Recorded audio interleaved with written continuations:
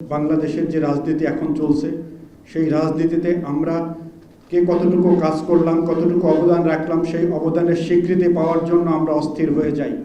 সেটার প্রতিদান পাওয়ার জন্য আমাদের ভিতরে একটি অস্থিরতা কাজ করে। তো সেজন্য আমি আপনাদের কাছে এখানে একটি অনুরোধ জানাতে চাই, যারা শহীদ জিয়ার সৈনিক, যারা শহীদ জিয়ার উত্তরসূরি আমরা দাবি করি, তাদের কাছে আমার অনুরোধ হচ্ছে যে আমরা এই আমাদের কাজের অবদান পাওয়ার জন্য অস্থির না হয়ে শহীদ জিয়া যে রাজনীতিটি করেছিলেন, আমরা সেই রাজনীতিতে যদি ফিরে যাই তাহলে বাংলাদেশ যে পরিবর্তনের প্রত্যাশা নিয়ে জুলাই বিপ্লব হয়েছিল, সেই পরিবর্তন আমরা এই জাতিকে উপহার দিতে পারব।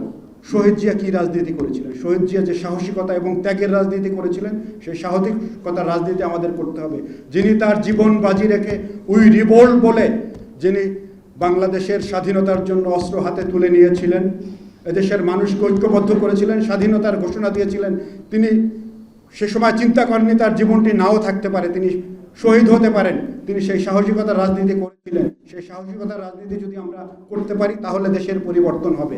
আমাদের অবদান চাইতে হবে না, আমাদের অবদানের স্বীকৃতি দেশের মানুষ দেবে। আসুন শহীদ জিয়া সেই রাজনীতি আমরা করি, যেই রাজনীতি তিনি সাধারণ মানুষের কাছে চলে গিয়েছিলেন, খাল খনন করেছিলেন, যার গল্প আপনারা শুনলেন। তিনি শুধু এটি মানুষকে দেখাবার জন্য সেই খাল খননের জন্য সেই খালের মাটির মধ্যে নেমে যাননি। তিনি এটি বুঝাতে চেয়েছিলেন বাংলাদেশকে যে কোনো কাজেই এটি অসম্মানের নয়, প্রত্যেকটা কাজ সম্মানের। তিনি সেই সম্মানকে দিতে চেয়েছিলেন। যারা ওই মাঠে কাজ করে তাদের সম্মান দেওয়ার জন্য তিনি সেই কৃষকের সাথে, সেই শ্রমিকের সাথে মাঠে নেমে গিয়েছিলেন। সেই রাজনীতি আমাদের করতে হবে। তিনি ঐক্যের রাজনীতি করেছিলেন বাংলাদেশে। আজকে আমরা বিভেদের রাজনীতি করি।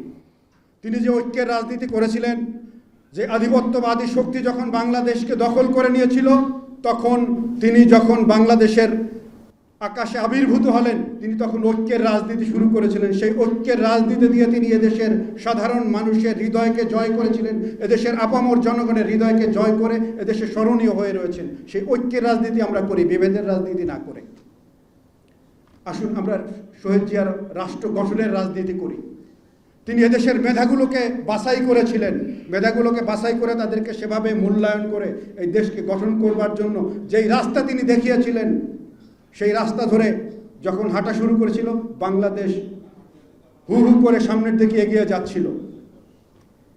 সে সময় সেই আধিপত্যবাদী শক্তি বাংলাদেশের সেই উন্নয়নকে আর সইতে পারেনি, যার কারণে শহীদ প্রেসিডেন্ট জিয়াউর রহমানকে হত্যা করেছে। আজকে আমরা সেই শহীদ প্রেসিডেন্ট জিয়াউর রহমানের রাজনীতি যদি করতে চাই, তাহলে আমাদের সেই রাজনীতিগুলো করতে হবে।